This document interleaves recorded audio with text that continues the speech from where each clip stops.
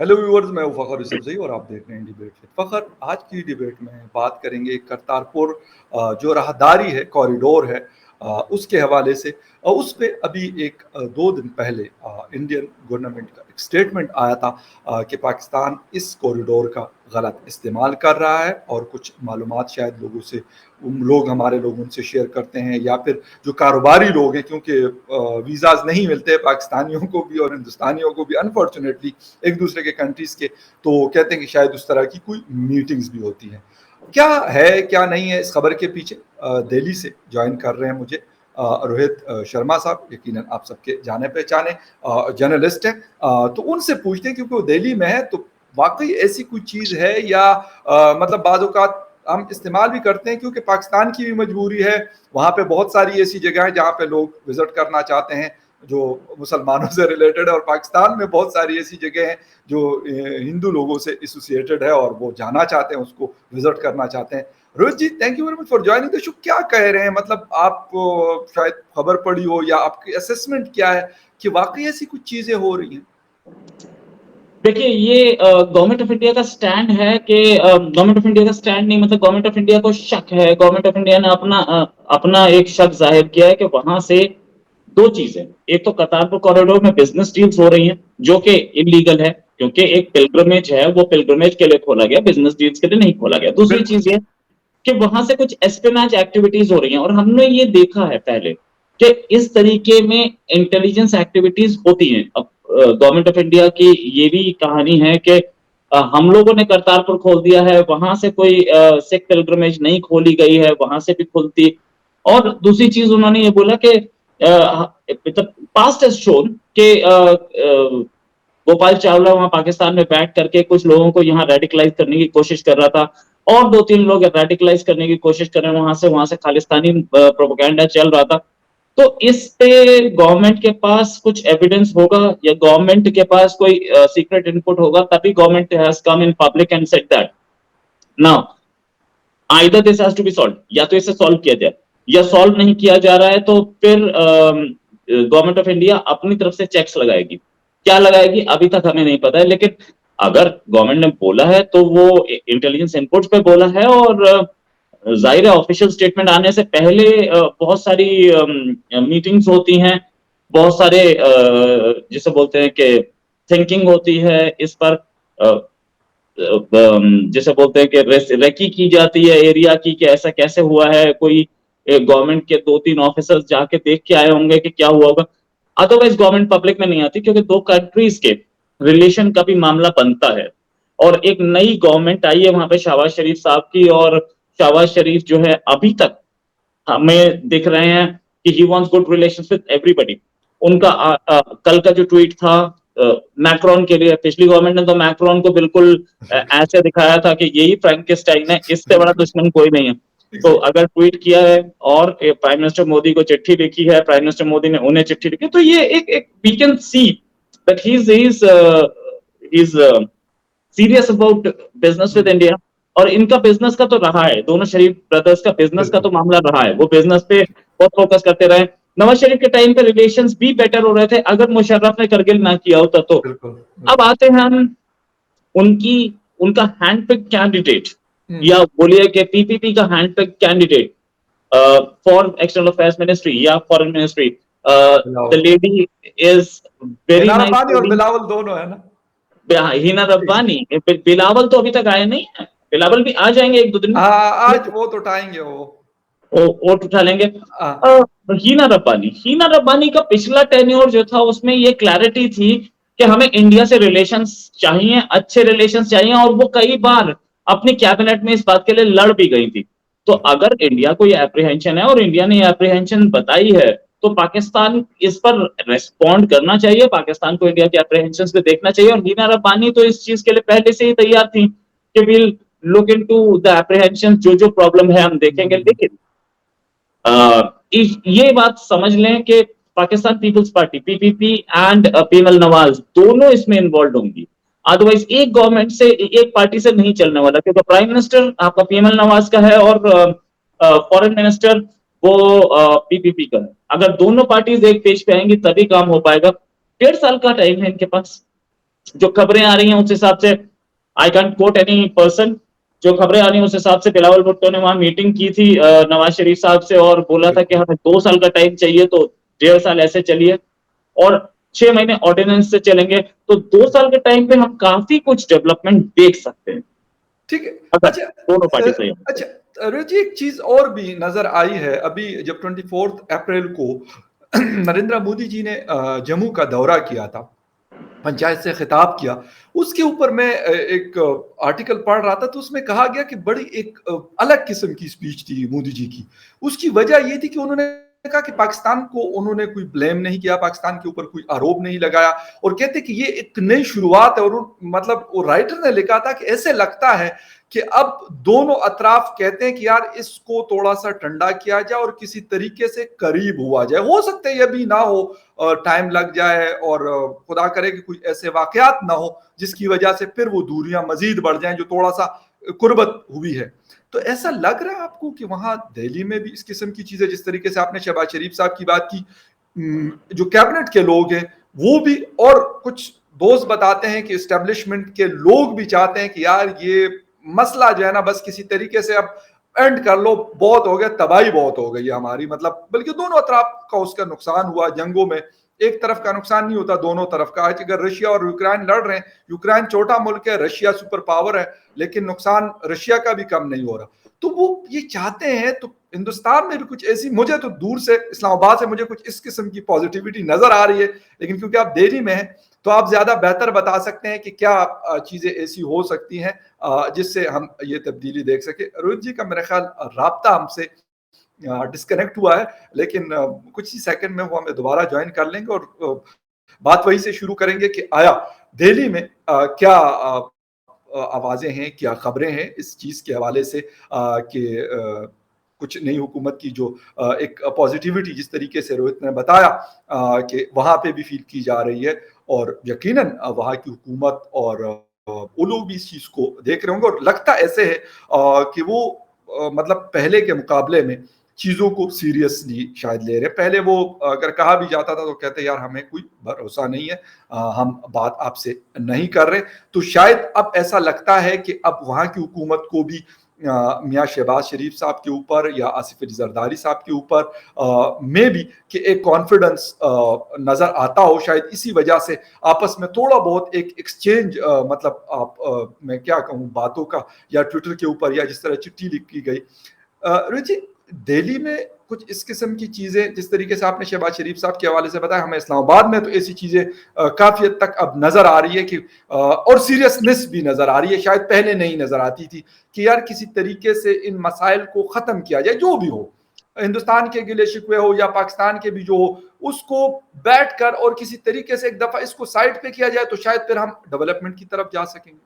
Right, देखिए मसलों पे बात प्राइम मिनिस्टर मोदी कोशिश करते रहते कि एक एक चीज तो मैं आपको बताऊंगा, जी जी, चाहे हम पाकिस्तान को कैसे ही देखें या पाकिस्तान प्राइम मिनिस्टर मोदी को या इंडिया को कैसे ही देखें, हम लोग को डील एक दूसरे से ही करना है। ये बात बहुत अच्छी बात की, बहुत अच्छी बात की। ये बात तो दोनों साइड को पता है।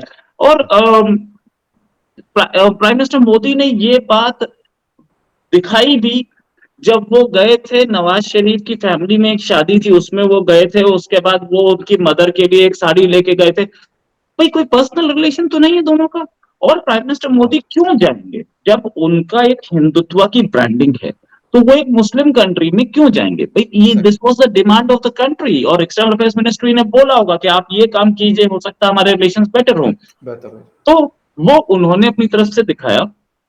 उसके बाद अनफॉर्चुनेटली या फॉर्चुनेटली जो आप बोलिए, बीच में एक गवर्नमेंट आई 3 साल 3.5 साल, जो कि इमरान खान की गवर्नमेंट थी। उस गवर्नमेंट में हमारे डेवलपमेंट नहीं हो पाए, हमारे दोनों कंट्रीज के बीच में कोई भी लेकिन एक एक डेवलपमेंट बहुत स्ट्रांग थी, जो कि दोनों कंट्रीज के बीच में सीज फायर हुई बॉर्डर पे, ठीक है। वो डेवलपमेंट थी, साथ में बैक चैनल टॉक्स चल रही थी। बैक चैनल टॉक्स पे ये भी बोला गया कि फरवरी में दोनों कंट्रीज के बीच में बैक चैनल टॉक्स हुई है, दुबई में, उससे पहले कहीं और हुई। ये सारी चीजें जो हुई, इनसे कहीं ना कहीं कॉन्फिडेंस बिल्डिंग तो है कि हम लोग एक दूसरे की बात समझते हैं। अब आते हैं कि आगे क्या हो सकता है। देखिए, there's a change and there's a radical change in Pakistan's foreign policy, जो मुझे दिख रहा है, अगर इंडिया से शहबाज शरीफ साहब डील कर रहे हैं, वहां पे फ्रांस को, वो फ्रांस के प्रेसिडेंट को वो मुबारकबाद दे रहे हैं, वहां से अमेरिका से वहां के सेक्रेटरी ऑफ स्टेट शहबाज शरीफ को मुबारकबाद दे रहे हैं, और अभी उम्रा पे जा रहे हैं, ठीक है, सऊदी अरेबिया भी बातचीत कर रहे हैं। तो he is pretty serious about external affairs. And then हम लोगों ने ये भी देखा है कि पिछली गवर्नमेंट पूरी कोशिश करती रही, लेकिन कुछ हो नहीं पाया in terms of IMF loan, और नेक्स्ट गवर्नमेंट ने आते के साथ ही आपका वो मिफ्ता इस्माइल जो है, शायद एक जादूगर टाइप आदमी है, 6 बिलियन लेने गए थे, 8 बिलियन लेके लौटे। सो देयर इज समथिंग, आदमी है यहाँ पे और डेडिकेटेड लोग दिख रहे हैं, तो हमें लगता है कि कुछ हो सकता है। दूसरी चीज, इंडिया से के साथ ट्रेड से फायदा किसको है? क्या इंडिया को फायदा है या पाकिस्तान को फायदा है? दोनों को फायदा है। दोनों को कैसे फायदा है कि एक बड़ी इकोनॉमी से जब छोटी इकोनॉमी ट्रेड करती है, तो बैलेंस हमेशा बड़ी इकोनॉमी के फेवर में होता है, तो हमें हमारे फेवर में रहेगा, हम पॉजिटिव प्लस में होंगे, हमें मुनाफा होगा, पाकिस्तान को नुकसान होगा। लेकिन नुकसान पाकिस्तान को भी नहीं होगा। द रीजन बीइंग कि पाकिस्तान हमसे लेता क्या है? हमसे जो कुछ वो ले रहा है अब तक, वो वाया दुबई ले रहा है, उस पे वो एक्स्ट्रा चार्ज दे रहा है, एक्स्ट्रा टैक्सेस दे रहा है। पहली चीज, उसको सस्ती मिलेंगी। दूसरी चीज, हमसे कॉटन लेगा, वो कॉटन लेके वापस शर्ट्स हमें नहीं देगा। अगर उसने 100 रुपए का कॉटन हमसे लिया और उसको 200 रुपए का यूरोप में बेचा, तो वो हमारे लिए तो 100 रुपए का फायदा है, पाकिस्तान के लिए भी 100 रुपए का फायदा है। 100 रुपए, ये सोचने वाली बात है। तो हमारे साथ भले ही बैलेंस ऑफ ट्रेड उसका नेगेटिव में जाए, लेकिन वो इन ऑल वो पॉजिटिव में होता है, क्योंकि वो कहीं और बेचता है, वो शर्ट्स कहीं और बेचता है, वो चीनी जो खरीदता है वो कहीं और से महंगी खरीदता है, इंडिया से सस्ती खरीदता है। दूसरी चीज, इंडिया से रूपी पेमेंट पे काम हो सकता है। पाकिस्तान को इस समय जो चीज चाहिए वो डॉलर चाहिए, डॉलर की कमी है, तो इंडिया से रूपी पेमेंट पे काम हो जाएगा, तो डॉलर की प्रॉब्लम नहीं है। तो ये बहुत जरूरी चीज है। कल परसों मैं बैठा हुआ था एक अफगान दोस्त के साथ, डिप्लोमेट के साथ, जो इकोनॉमी के डिपार्टमेंट को देख रहे थे, तो मेरी ये बात उनसे हुई। अब यकीन करें कि ठीक है, तालिबान से हम बहुत सारी चीजों पे इख्तिलाफ करते हैं, रख सकते हैं, वो हमारा एक राइट है, आप, मैं, हम जैसे और बहुत सारे लोग हैं। लेकिन उस आदमी की बात ने मुझे बड़ा, यकीन करें, बड़ा इम्प्रेस किया। उसने मुझे क्या कहा, कहते हैं हम पाकिस्तान से कहते हैं कि भाई आप हमें हिंदुस्तान की चीजें हमारे मुल्क में आने देनी शुरू कर दी है, मेहरबानी थोड़ी सी और कर दे कि वागा के रास्ते हमारा जो माल है वो हमें जाने दे। हिंदुस्तान हमसे ले रहा है और खुशी खुशी ले रहा है, जो भी थोड़ा बहुत हम कर सकते हैं, तो उससे ये होगा कि चलो दोनों अतराफ को, उनको, हिंदुस्तान को तो शायद इतना फर्क नहीं पड़ेगा, लेकिन हमें पड़ेगा, क्योंकि हम इस वक्त बहुत क्राइसिस से गुजर रहे हैं। तो ये वाली बातें सुन के, और मैंने उनसे फिर पूछा भी, उसने कहा कि मैं, क्योंकि अभी 10 दिन पहले मैं आया हूँ पाकिस्तान, काबुल से, तो चांसेस बहुत ज्यादा है कि अभी मेरी, मतलब यहाँ पे जो इनके हाई कमिश्नर वगैरह या जो भी लोग हैं, उनसे जो बात या मुलाकात हो सकती है, तो कहते हैं कि बिल्कुल मैं करूंगा, और यहाँ के लोग भी हमारे इंटरेस्टेड है कि यार किसी तरीके से ये चीज शुरू हो जाए। और वो, उन्होंने यहाँ तक मुझे रोहित जी कहा कि यार हम तो कहते हैं कि हम तो आपको कॉरिडोर देते हैं सेंट्रल एशिया तक, आपको कोई कुछ भी नहीं कहेगा, जितनी हो सकती है हम उसको प्रोटेक्ट करेंगे, ना कोई आपको तंग कर सकता है, ना कुछ और कर सकता है। तो कहते हैं हम ये कॉरिडोर दे रहे हैं, आप हमें ये कर दें और हमें आसानी हो जाएगी। तो ये बातें अब, पहले शायद मतलब हम सुनते थे लेकिन होता नहीं था, लेकिन अब इसमें बड़ी क्लैरिटी आई है कि काबुल में भी ये बातें हो रही हैं, इस्लामाबाद में भी ये बातें हो रही हैं, और दिल्ली में भी हम सुनने को, हमें ये चीजें मिल रही है।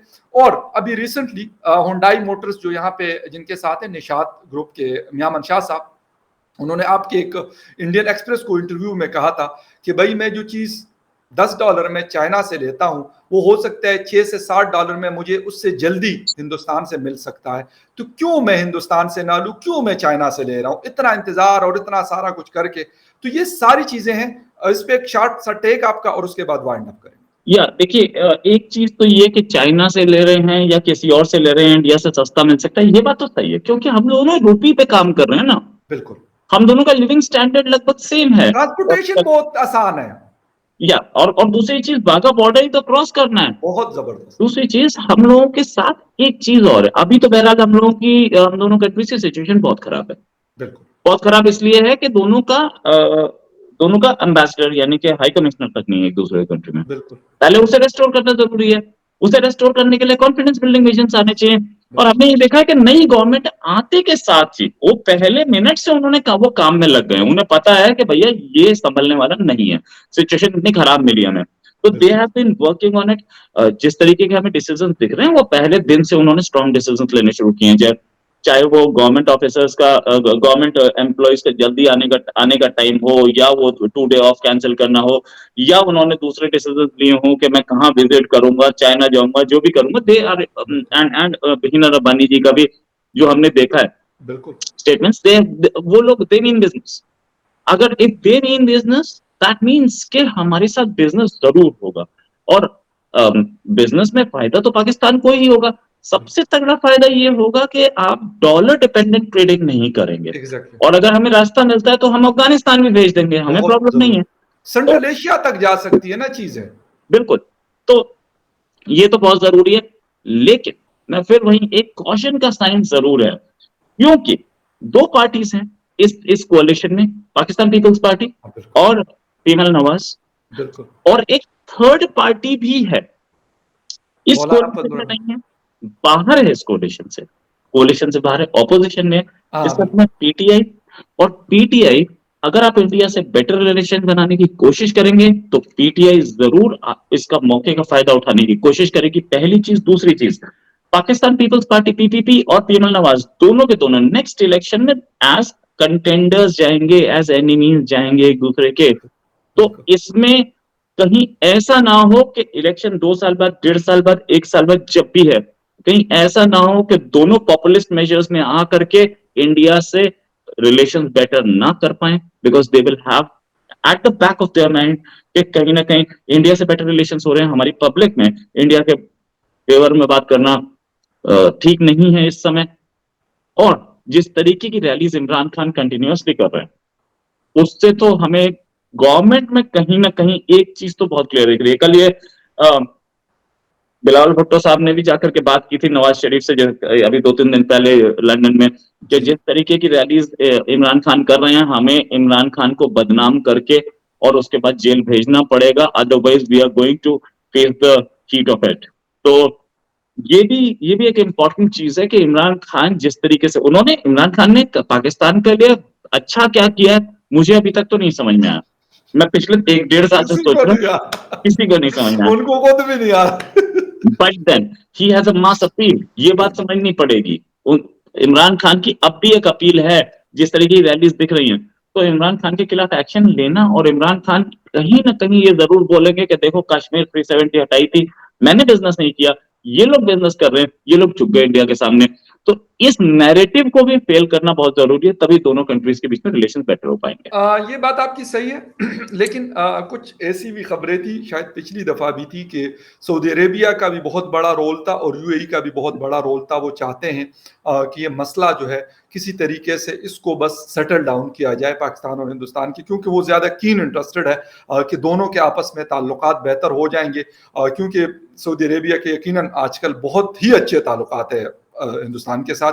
यूएई के भी बड़े टॉप क्लास के इस वक्त रिलेशनशिप है, इसमें कोई शक नहीं है किसी को भी।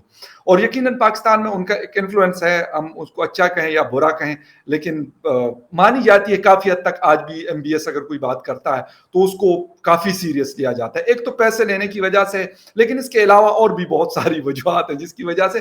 तो वो भी मैंने सुना है कि वो कोशिश ये कर रहे हैं कि भाई इसको बस ख़त्म करो और जल्द से जल्द करो। तो क्योंकि शहबाज शरीफ साहब के रॉयल फैमिली से दुबई की हो या सऊदी अरेबिया के हो, बहुत उनके भी बड़े करीबी ताल्लुकात हैं।